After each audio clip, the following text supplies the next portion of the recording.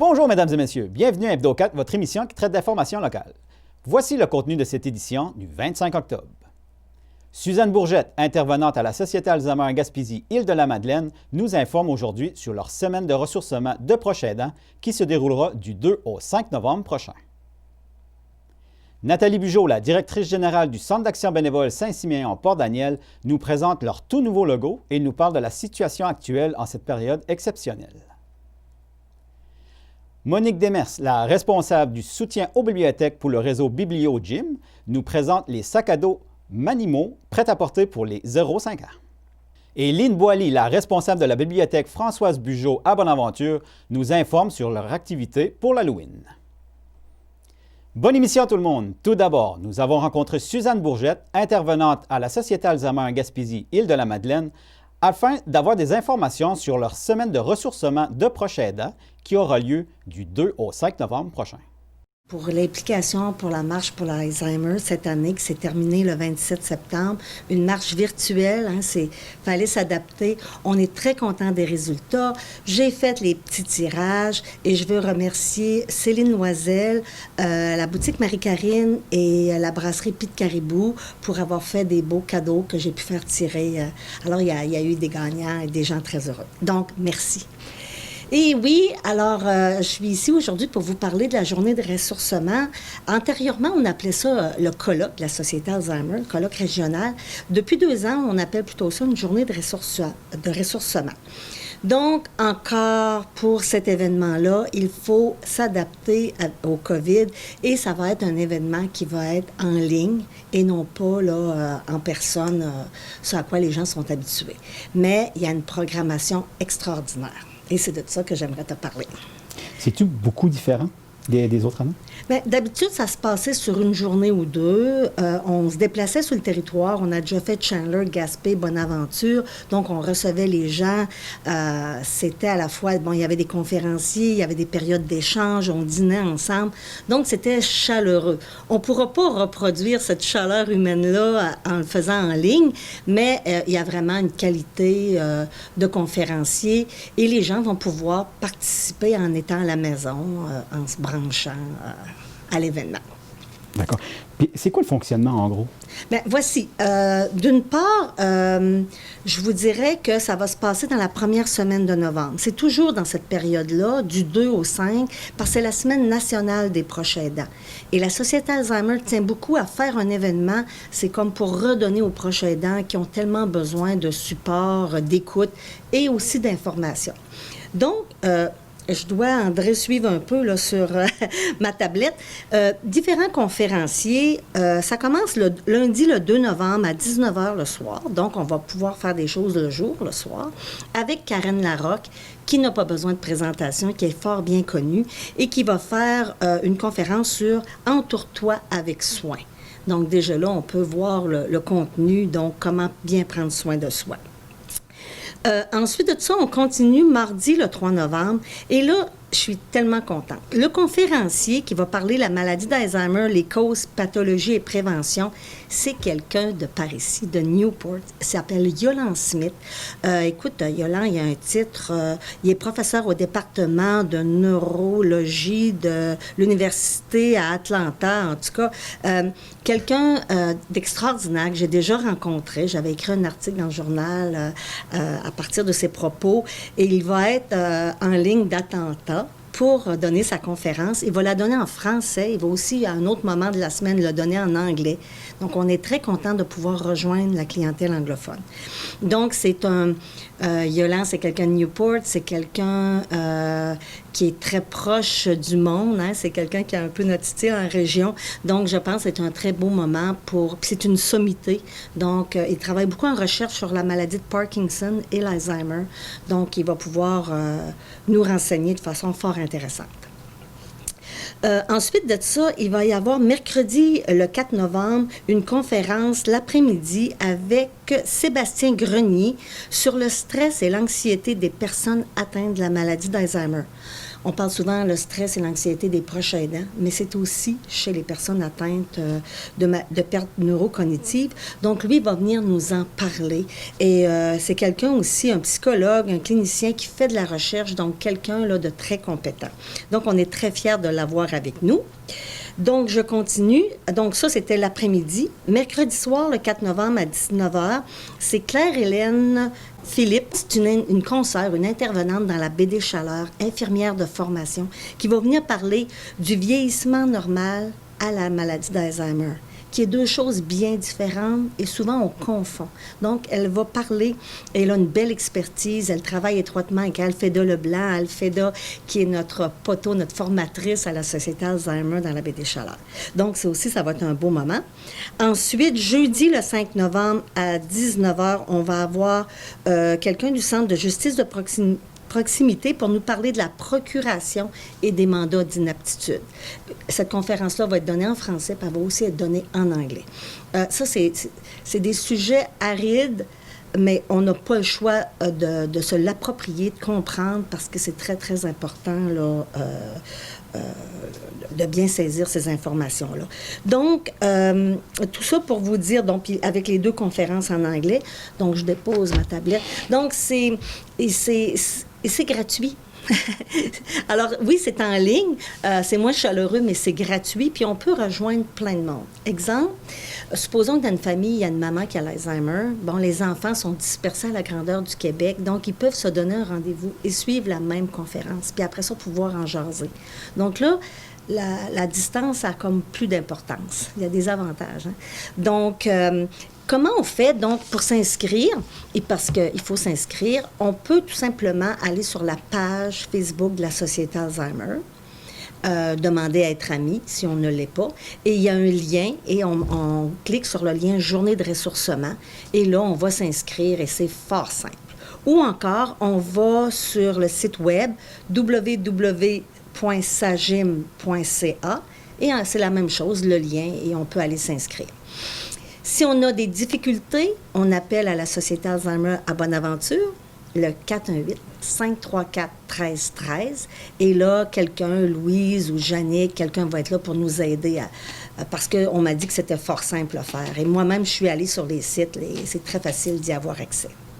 Donc, c'est comme, je répète, la première semaine de novembre, entre le 2 et le 5 novembre, différentes conférences en anglais, en français, et je pense que ça s'adresse aux proches aidants, et je pense que ça va être un beau moment pour apprendre des choses, consolider des informations, entendre parler de la recherche, ce qui se fait, et sentir et joindre la grande communauté fraternelle autour de la maladie d'Alzheimer. Le Centre d'action bénévole Saint-Siméon-Port-Daniel a 35 ans cette année. Nathalie Bugeaud, la directrice générale du centre, nous présente leur tout nouveau logo et nous parle de la situation actuelle en cette année exceptionnelle. Puis comment ça s'est passé ce printemps avec toute la pandémie et tout ce que ça... Tout ce que ça a impliqué chez nous au Centre d'action bénévole, bien, je dois dire que, bien, comme beaucoup de places, ça a été un printemps d'adaptation pour toute l'équipe de travail pour... Tout changeait à mesure. Tu sais, à partir du 14 mars, quand le premier ministre a annoncé qu'il retirait, dans le fond, qu'il demandait aux aînés de 70 ans et plus de rester à la maison, de demeurer confinés pour leur protection, bien, nous, ici, ça voulait dire 56 % de nos bénévoles qui se retrouvaient confinés. Donc, ça a été, je te dirais, toute une adaptation ce printemps. C'est sûr que, comment je te dirais ça, on était d'accord que nos bénévoles soient protégés, tout ça, puis il n'y avait pas de problème là-dessus, puis on était très conscients, puis on respectait ça au doigt et à la lettre. Ce qui nous a aidés dans ça, par exemple, ça a été que, au niveau, par exemple, je pense à l'accompagnement transport médical, les médecins, par exemple, ont plus fait de consultations par téléphone. Il y a eu aussi beaucoup de rendez-vous médicaux qui ont été annulés. Donc ça, c'est venu nous aider. Il ne faut pas se le cacher pour qu'on puisse au moins répondre à ce qui était le plus urgent du côté de l'accompagnement transport médical. C'est sûr que du côté, je regarde les popotes roulantes, bien, dans l'espace d'une semaine, on a perdu 2 traiteurs, soit Port-Daniel et Passepébiac, parce que l'école polyvalente a fermé. heureusement, dans le mois qui a suivi, on a pu se virer de bord puis trouver un nouveau traiteur qui a été les Délices de Marie-Chantal, qui est venu nous prêter main forte là, pour tout l'est du territoire jusqu'à la fin juin. Donc ça a été vraiment supportant. On en profite d'ailleurs pour remercier ce traiteur. Puis ensuite de ça aussi, ça a été toute la protection de nos bénévoles, hein? La protection de l'équipe de travail, tu sais, la protection de nos bénévoles quand on savait que le matériel était denrée rare. On achetait, je vous jure, on achetait des 10 masses, 20 masses à la fois parce que le matériel était non disponible pour protéger nos bénévoles. Nos bénévoles, par exemple, au niveau de la livraison de la popote roulante, nos bénévoles ne rentraient plus dans les maisons. OK? Puis même, ça nous avait été soumis par un bénévole qui venait de voir ça dans une autre région le 14 mars ou le 16 mars. Puis, tu sais, on a dit, la bonne idée. Puis, ça fait que c'est sûr que ça a été de l'adaptation tout le temps. Puis, c'est sûr aussi, on était en équipe moindre ici. On avait une employée qui était en télétravail, mais c'est sûr qu'il y a certaines de ces tâches qu'elle ne pouvait pas faire de la maison. Donc, le reste de l'équipe prenait la relève dans certains dossiers. Donc, c'est sûr, je vous dirais que le printemps 2020, et nous, en plus, on était dans les préparatifs de notre 35e anniversaire. Donc, je t'avoue que ça a été un printemps qu'on n'oubliera pas, 2020. Puis je pense que personne ne va l'oublier. Là, c'était un 35e avec un nouveau logo, un nouveau site Internet. Absolument. C'est-à-dire que nous, dans le fond, ce qu'on voulait, c'était on avait formé un comité de travail dès l'hiver dernier pour les 35 ans du centre. On ne savait pas ce qui s'en venait, hein. C'était vraiment...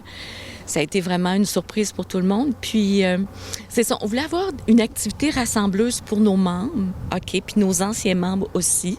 Donc, on avait prévu un brunch important dans le cadre de la semaine de l'action bénévole. Tout était réservé. On avait Fernand Alain qui venait. On avait, tu sais, des belles ressources de la communauté, là, des beaux artistes, tout ça qui venaient nous supporter dans le 35e là, pour le brunch des bénévoles. C'était vraiment spécial cette année. Et tout ça a dû être annulé. Mais heureusement, dans le cadre du 35e, on avait prévu aussi des activités ou si vous voulez, des projets qui allaient être maintenus après. On voulait quelque chose aussi qui allait rester au Centre d'action bénévole après. Il y avait le brunch, nos souvenirs plein la tête après, mais il y avait aussi, on avait retenu, par exemple, après toutes ces années, notre logo, qui avait presque 30 ans, de le revoir. Fait que ça, on avait formé un comité de travail et avec, c'est sûr, la pandémie, on devait le lancer en avril et on l'a lancé en juin. Notre nouveau logo, dans le fond, c'est une maison avec un cœur et ce que ça représente, dans le fond, la maison, c'est le milieu de vie. C'est le centre d'action bénévole. C'est le bâtiment. C'est l'ensemble des personnes, dans le fond, qui forment la famille du centre d'action bénévole. Dans le fond, vous savez, quand on rentre à la maison, c'est chaleureux. Le milieu de vie, c'est important qu'il soit accueillant. Donc, c'est un peu tout ça.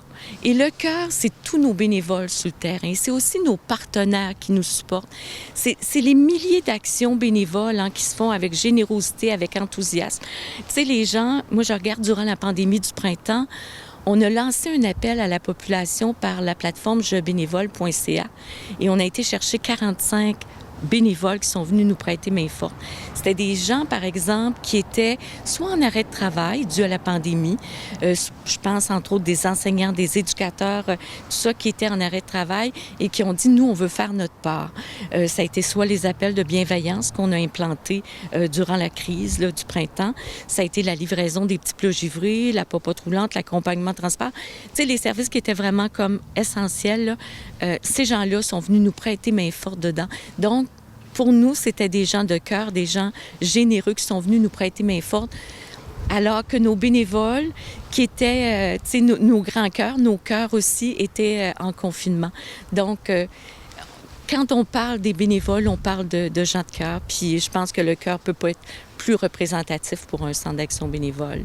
Et c'est ça, comme je dis encore, la maison qu'on voit sur le logo, c'est vraiment le rassemblement des personnes, c'est le milieu de vie.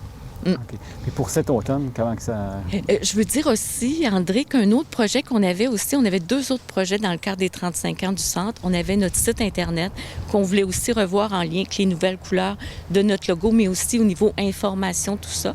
Donc, on y est allé avec V-Globe, qui nous a accompagnés là, à partir de janvier dans la mise en place de notre site Internet, qui est en anglais et en français, qu'on a aussi lancé en juin, avec un petit peu de retard qu'on devait faire en avril, mais qu'on a lancé en juin parce que c'est ça, on voulait vraiment qu'il soit accessible à la population, tout ça. Donc ça, c'était un autre projet de nos 35 ans. Et un autre projet qu'on avait aussi, c'était une nouvelle enseigne. Parce que notre logo présentement qui est sur notre enseigne correspond vraiment plus à la nouvelle image du centre. Et c'est ça, d'ici quelques semaines, on s'est jumelé avec nos locataires qui est Épilepsie Gaspésie Sud et on devrait voir une nouvelle enseigne au Centre d'action bénévole, là, la nouvelle image, là, tout ça. Donc, c'est 3 projets qu'on voulait qu'ils nous restent à long terme. Comment s'annonce l'automne? Bien, disons que la deuxième vague est arrivée. C'est sûr qu'on aurait aimé s'en passer, hein, comme tout le monde, comme tous les milieux de travail, comme partout. C'est sûr que c'est une adaptation. Comment je vous dirais ça? Je vous donne un exemple. Tu sais, on change quelque chose, puis 2-3 jours après, avec... Tu sais, présentement, on a réouvert nos bureaux en juillet. Nous, on a été ouverts tout le printemps, là, on a toujours resté ouverts, mais la porte physique était fermée, les gens appelaient, et on leur laissait, par exemple, si c'était pour des petits plats givrés, on leur laissait à l'extérieur du bâtiment, sur la galerie, puis ils payaient par la suite leurs petits plats, il n'y avait pas de problème là-dessus. Là, on a réouvert à la population en juillet. La porte en avant est ouverte. On a mis des mesures sanitaires importantes, gel, tout ça. Puis les gens doivent appeler avant de venir chercher, par exemple, leurs petits plats, tout ça. Mais c'est sûr que présentement, avec ce qu'on vit, on pourrait rebarrer la porte dans une semaine, dans quelques jours. Tu sais, on s'ajuste au quotidien tout le temps. Je vais vous donner un bel exemple. Quand, au printemps, est arrivée la fermeture des écoles, bien, on a dû transférer la cuisine pour faire nos petits plats givrés ici au sous-sol du Centre d'action bénévole. On a cuisiné, là, les gens ont cuisiné là jusqu'au mois d'août, en pensant que tout irait bien parce que, dans le fond, on n'avait pas eu de cas trop en Gaspésie cet été, puis ça allait quand même bien. Je pense que c'était partout au Québec. Et là, avec la deuxième vague, puis qu'est-ce qu'on sent beaucoup dans la baie des Chaleurs, bien, c'est sûr que là, l'école, on est retourné à l'école le 8 août parce que ça s'annonçait positif, ça s'annonçait bien. Mais là, l'école prend des mesures aussi pour protéger son personnel, protéger ses étudiants. Donc, moins de circulation. Donc là, présentement, tu vois, comme on a dû s'ajuster, nos bénévoles, des petits plats givrés ne peuvent plus rentrer en cuisine pour fabriquer les petits plats. Donc, c'est la cuisinière accompagnée d'une employée du Centre d'action bénévole qui peut les faire. Donc, c'est tout le temps des ajustements comme ça au quotidien. Mais je dois dire qu'on dirait qu'on se sent un petit peu plus près. Peut-être que je me trompe, mais tu sais, au printemps, le matériel sanitaire était très rare. Présentement, on a accès à du matériel sanitaire. On peut commander des masques, on peut commander du gel, ce qu'au printemps, on ne pouvait pas. Donc ça, pour nous, c'est rassurant pour protéger nos bénévoles, protéger les bénéficiaires et protéger aussi le personnel du Centre d'action bénévole. Donc, je te dirais, c'est sûr, c'est une période d'ajustement, d'adaptation, puis je lève vraiment mon chapeau à toute l'équipe de travail parce qu'on a à s'adapter aux changements à tous les jours. Puis, je dois te dire que l'équipe a été vraiment solidaire ce printemps et on la sent encore très solidaire. Donc, puis je dois te dire que les vacances n'ont pas été longues pour personne cet été.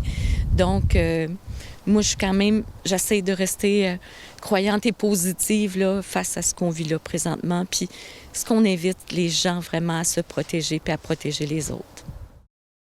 Depuis presque 10 ans, l'ourson Manimo est entré dans les bibliothèques du réseau Biblio-Jim pour faciliter le repérage des livres pour les 0-5 ans. La responsable du soutien aux bibliothèques pour le réseau Biblio-Jim, Monique Demers, nous en parle.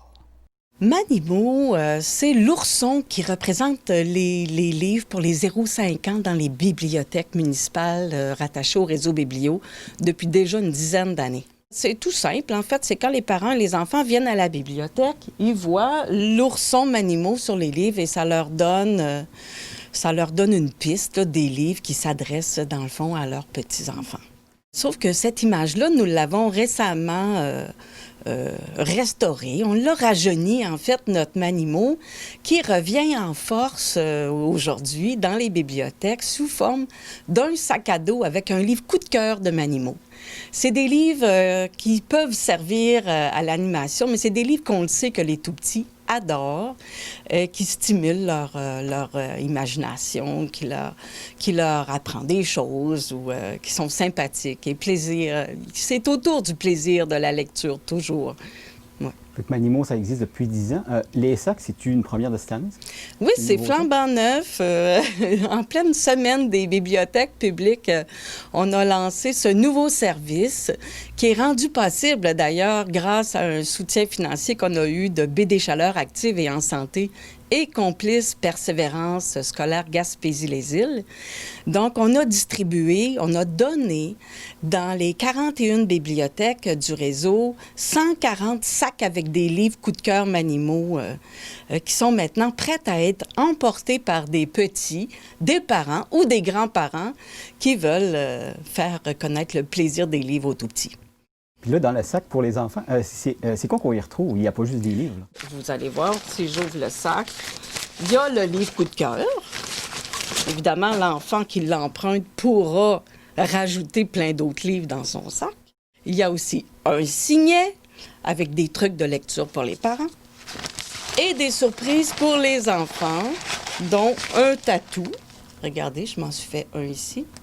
Et une toise ou une mesure murale qui permettra aux petits de se mesurer à la maison ou à la bibliothèque. C'est quoi le but initial? Bien, le but, c'est de faire découvrir les livres et le plaisir de lire aux tout-petits, de stimuler les parents à lire à leurs enfants parce qu'on sait que les bienfaits de la lecture aux tout-petits sont vraiment nombreux. Puis, par la bande, peut-être de stimuler l'offre d'activités d'éveil à la lecture dans les bibliothèques. Hein? Il y a des gens qui viennent pas naturellement, puis si on fait des activités, bien souvent, ça peut attirer des clientèles qui viennent pas nécessairement à la bibliothèque. Donc, au bout du compte, c'est de faire découvrir le plaisir de lire, puis tout est vraiment axé autour du plaisir. Dans cette semaine des bibliothèques publiques, avec la situation pandémique que vit notre planète actuellement, plusieurs bibliothèques se trouvent fermées. Bien sûr, c'est dommage, mais en même temps, vous savez qu'on peut emprunter des livres. Chaque bibliothèque offre le service de prêt numérique et il y a des livres aussi pour les tout-petits. Pour en savoir plus, il faut visiter notre site web réseaubibliogym.qc.ca. Par la même occasion, nous avons rencontré Lynn Boily, la nouvelle responsable de la bibliothèque Françoise Bugeaud, située à Bonaventure, à propos de leur activité pour l'Halloween. Bonjour Esmeralda. Oh, bonjour André. Quelle bonne idée tu as eue cet après-midi de venir me rencontrer. Quel livre vous me proposez aujourd'hui? Écoute, je vais consulter ma boule de cristal ici, selon les couleurs. Je pense que je vais devoir te faire piéger une carte. Tu veux la première, la deuxième, la troisième? Quel est ton choix? Je vais prendre la deuxième. La deuxième. Ah, je m'en doutais bien. Toi, André, là, t'es quelqu'un qui n'a pas peur des monstres. Est-ce que je dis vrai? Oh oui. Ah, ça tombe bien. Parce que j'ai justement une super histoire ici pour toi qui s'appelle Le Jour des monstres. Puis t'es chanceux parce qu'en plus, c'est un livre qui a gagné un prix. Le prix du livre Monsieur Christie, tellement c'était un livre excellent. Alors, je te le remets. Je suis bien contente que tu sois venu me voir déguisée en plus. Fait que tu vas pouvoir te rendre au comptoir de la bibliothèque. On va le mettre sur ton dossier, puis on va te donner un beau petit sac de friandises. Hein? Super, j'ai hâte de lire ça. Ah, bonne Halloween! Merci. Le 31, c'est un beau samedi de la fin du mois, qui est une fête vraiment beaucoup appréciée des enfants. C'est pas un secret pour personne, avec ce qu'on vit là au niveau de la pandémie. Ça l'a vraiment diminué, en tout cas ici à la bibliothèque, puis même au loisir, l'offre d'activités pour les familles. Alors, on a quand même eu l'idée d'offrir cette activité-là dans laquelle, il n'y a pas de contact rapproché là, avec les gens, avec les enfants, mais ça amène un petit côté fête quand même, là. Fait que les enfants sont invités à se rendre ici à la bibliothèque dans l'après-midi du 31. L'activité va se tenir de 13h à 14h30. Les enfants doivent arriver déguisés. Et puis, c'est ça, ils vont venir me rencontrer, comme tu viens de le faire. Puis, je vais leur recommander un beau livre. Tu sais, j'ai fait une belle sélection, justement, là, de livres avec une thématique plus Halloween. Puis, c'est ça. Je vais avoir aussi quelques bénévoles avec moi qui vont s'assurer que la distanciation va être respectée. Puis, bien sûr, nous, on a, à la bibliothèque, on a quand même, pour offrir un service sécuritaire à nos abonnés, on a mis en place toute une série de mesures là, selon les recommandations de la CNESST, puis les recommandations de la santé publique. D'accord. Mais en dehors de l'activité, là, oui. En gros, ça fonctionne comment pour que Okay. les gens peuvent venir emprunter des livres? Oui. Comment ça fonctionne? Bien, en fait, lorsqu'on a réouvert la bibliothèque en septembre, là, selon la taille de notre bibliothèque, on avait la permission, dans le fond, d'avoir 6 personnes à la fois dans la bibliothèque. Fait que là, à l'entrée de la bibliothèque, il y avait un bac pour que les gens déposent leurs livres de retour. Ensuite, ils désinfectent leurs mains. Il y a un registre sur lequel ils doivent mettre leur nom, leur numéro de téléphone. Comme ça, on a ce qu'il faut si jamais on doit les contacter. Après ça, ils se prennent un petit panier, comme à l'épicerie, là. Bien, pas un panier sur roulette, là, mais un petit panier à main comme ça. Puis, ils circulent dans la bibliothèque pour choisir leur livre.